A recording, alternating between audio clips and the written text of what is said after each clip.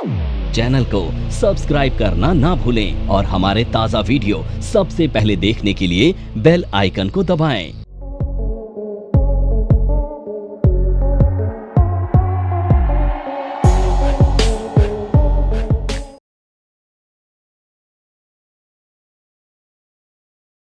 देखो, सपोर्ट और रेजिस्टेंस ना एक बेसिक चीज है, बेस है किसका? टेक्निकल एनालिसिस का। तो टेक्निकल एनालिसिस में सपोर्ट और रेजिस्टेंस के बिना काम ही नहीं हो सकता है, ठीक है। तो सपोर्ट और रेजिस्टेंस क्या होता है, सबसे पहले हम इसे समझते हैं। तो मेरे हाथ में क्या है? पेन है। अब मैं इस पेन को अगर ऊपर की तरफ ऐसे उछालूंगा तो क्या होगा? किससे टकरा के नीचे आएगा? इससे टकरा के ना। तो ये जो रूफ है ये क्या काम करेगी? और अगर मैं इसे ड्रॉप डाउन करूंगा नीचे तो इससे टकरा के क्या करेगा? ऊपर आएगा। तो टेक्निकल में भी क्या होता है ना, रेजिस्टेंस एंड सपोर्ट वो एरिया होते हैं जहां से स्टॉक नीचे या ऊपर आता है। एग्जांपल के तौर पर मान लेते हैं एक स्टॉक ऊपर जाता है और किसी भी पॉइंट से वो नीचे आता है, तो वो पॉइंट जहां से वो नीचे आता है उसे हम कहते हैं रेजिस्टेंस। एंड ऐसा पॉइंट जहां से स्टॉक ऊपर आता है उसे हम कहते हैं सपोर्ट, ठीक है। तो यहां पर आप देखेंगे ये रेजिस्टेंस है और ये सपोर्ट है, ठीक है। तो ये सपोर्ट और रेजिस्टेंस इस तरह से काम करते हैं। अब जो सपोर्ट और रेजिस्टेंस होते हैं ना वो मल्टीपल हो सकते हैं, ठीक है। जैसे एग्जांपल के तौर पर हम ये मानते हैं, जैसे एग्जांपल के तौर पर मान लीजिए कोई स्टॉक है, वो ऊपर जाता है और यहां से वो नीचे आ जाता है, तो ये लेवल क्या होगा? रेजिस्टेंस, ठीक है। और यहां से ये दोबारा ऊपर आता है तो इसे हम क्या कहेंगे? अब मान लीजिए ये रेजिस्टेंस के ऊपर निकल जाता है, ठीक है। यहां से ये रेजिस्टेंस के ऊपर निकल जाता है तो इसे हम कहते हैं ब्रेकआउट। क्या कहते हैं? और ब्रेकआउट पे आपको क्या करना चाहिए? बाय करना चाहिए। कोई भी स्टॉक को आपको ब्रेकआउट पे बाय करना होता है। अब आप देखेंगे यहां से ये नीचे आया तो ये एरिया क्या बन जाएगा? रेजिस्टेंस। अब ध्यान से देखिएगा, जो पहले रेजिस्टेंस था ना, अब इसके लिए वो क्या बन जाएगा? सपोर्ट बन जाएगा, ठीक है। अब जैसे ही ये सपोर्ट को ब्रेक करेगा तो इसे पता है क्या कहेंगे? Break down. और ब्रेक डाउन पे आपको क्या करना चाहिए? तो ब्रेक डाउन से स्टॉक नीचे आता है, ब्रेकआउट से ऊपर आता है, ये ध्यान रखेंगे, ठीक है। और ये मल्टीपल हो सकते हैं। अब ये जो सपोर्ट और रेजिस्टेंस होते हैं ना, ये दो तरह के होते हैं। पहले होते हैं time wise support and resistance और दूसरे होते हैं price wise support and resistance, ठीक है, ठीक है। अब यहाँ पे आप देखते हैं, यहाँ पे टाइम मेंशन होता है ना, जनवरी, फरवरी, मार्च, अप्रैल, और यहाँ पे प्राइस मेंशन होता है, ऐसे होता है ना। अब यहाँ पर आपको देखना है, मैं कुछ सपोर्ट रेजिस्टेंस ड्रॉ कर रहा हूँ, ठीक है।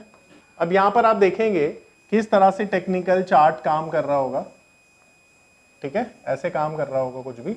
अब यहाँ पर आप नोटिस करिए कि मैंने 4 सपोर्ट रेजिस्टेंस यहाँ पर ड्रॉ किए। तो टाइम वाइज सपोर्ट और रेजिस्टेंस हम किसे कहते हैं? जहां पे सबसे ज्यादा टाइम कवर किया जाता है। तो आप देखो सबसे ज्यादा टाइम कहां पे कवर किया जा रहा है, ठीक है।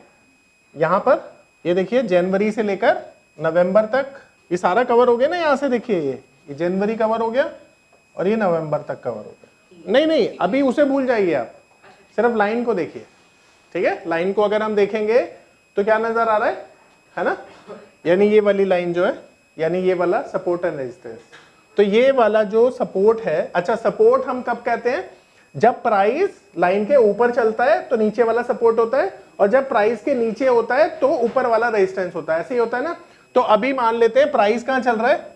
प्राइस चल रहा है यहां पे, तो ये रेजिस्टेंस बन गया, ओके। सो अब यहां पर आपने देखा कि ये जो टाइम जितना ज्यादा कवर हुआ है ना, जितना ज्यादा टाइम कवर होता है किसी भी सपोर्ट या रेजिस्टेंस में, वो मेजर सपोर्ट रेजिस्टेंस बन जाता है। ठीक उसी तरह से आप देखोगे कि हाईएस्ट लेवल पर हम एक रेजिस्टेंस ड्रॉ कर देते हैं जो कि है ये, और इसके साथ आप देख रहे हो कि ये हाईएस्ट पीक पर आपको नजर आएगा, और यहां पर आप इसे प्राइस के साथ कनेक्ट करके देख सकते हैं। तो यहां पर ये 70 रुपीज पर जो रेजिस्टेंस नजर आ रहा है इसे आप कहेंगे प्राइस वाइज रेजिस्टेंस, ठीक है। तो यहां पर दो तरह के रेजिस्टेंस हमने देखे, एक टाइम वाइज जो सबसे ज्यादा टाइम कवर कर रहा है, और एक प्राइस वाइज जो हाईएस्ट लेवल पर खड़ा हुआ है। अब यहाँ पे लर्निंग क्या है? लर्निंग ये है कि जब ना हाईएस्ट पीक के ऊपर मार्केट क्लोज होता है ना, तो मार्केट सुपर बुलिश हो जाता है। क्या हो जाता है? Super bullish. और जब भी मार्केट हाईएस्ट टाइम को कवर करके कहीं पर भी सपोर्ट लेकर ऊपर बाउंस बैक करता है तो उसकी संभावना ज्यादा होती है ऊपर आने की। तो जितना ज्यादा एरिया या जितना ज्यादा टाइम कवर हो रहा है, इसका मतलब है वो उतना ही इंपैक्टफुल होगा सपोर्ट और रेजिस्टेंस के रूप में। और जहां पे हाईएस्ट पीक है, अगर वो ब्रेकआउट होता है तो उसका भी इंपैक्ट बहुत ज्यादा आएगा मार्केट में। ठीक है, ये लर्निंग आपके लिए। अब देखिए यहां पे ना रेजिस्टेंस एंड सपोर्ट को ड्रॉ करने के लिए ना हम हाईज और लोज को कनेक्ट करते हैं, ठीक है, स्ट्रेट लाइन से। तो आप देखिए यहां पर आप ऐसे कर्सर रखेंगे ना, हमें वन डे की कैंडल में नहीं, किसी भी टाइम फ्रेम पर देख सकते हैं। ठीक है, तो मैं कर्सर अभी रख रहा हूं यहाँ पे। अब यहाँ पे कर्सर रखने के फायदे क्या हुए, आपने देखा बहुत सारे कनेक्शन पॉइंट मिल गए हमको। तो ये एक बहुत बड़ा हमारे लिए सपोर्ट रेजिस्टेंस बन गया। देखिए यहाँ पे जाएंगे ट्रेंड लाइन पर, यहाँ पे कलर सेलेक्ट कर लेंगे, ये लाइन ऐसे सेलेक्ट कर लेना। अब यहाँ से मैं ड्रॉ कर रहा हूँ और इसे स्ट्रेट ऐसे खींच देता हूँ। अब आप देख पा रहे हैं कि यहाँ पे बहुत सारे कनेक्टिंग पॉइंट हमें मिले हैं। ठीक है, और ये हमारा बन गया है रेजिस्टेंस, क्योंकि यहाँ पर मार्केट में प्राइस नीचे है। अब आप देख पा रहे हैं यहाँ पे एक कनेक्टिंग पॉइंट मिला, 2 मिले, 3, 4, 5, 6 और 7। अब यहाँ पर बॉडी और विक दोनों को कंसिडर कर सकते हैं आप। ठीक है, हाइज एंड लोज को कनेक्ट करना होता है थ्रू स्ट्रेट लाइन। और यहाँ पर ये लेवल पे आप देख सकते हैं कि मार्केट का एक अच्छा सपोर्ट ब्रेक हुआ था और उसके बाद मार्केट नीचे आया। ठीक है, अब यहाँ पर मल्टीपल सपोर्ट रेजिस्टेंस ड्रॉ किए जाते हैं। तो दूसरा जो सपोर्ट था वो इस एरिया में था और ये भी ब्रेक हो चुका है, इसे ड्रॉ करते हैं। आप देखेंगे यहाँ पे, ठीक है, यहाँ से आप ड्रॉ करेंगे। अब ये सपोर्ट एंड रेजिस्टेंस आपके लिए यहाँ पे ड्रॉ हो चुके हैं।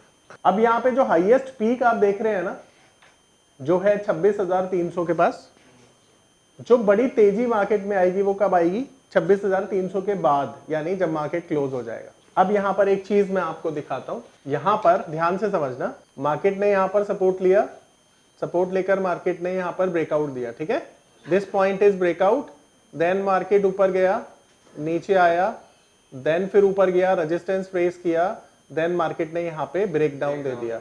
ठीक है, ये जो लेवल है ये है ब्रेकडाउन, और जो पहले वाला लेवल था इसी पॉइंट पर ये था ब्रेकआउट। तो ब्रेकआउट पे अगर बाई किया होता तो आपने देखा कि मार्केट कहां तक जाएगा, जहां पर उसे अगला रेजिस्टेंस नहीं मिलता।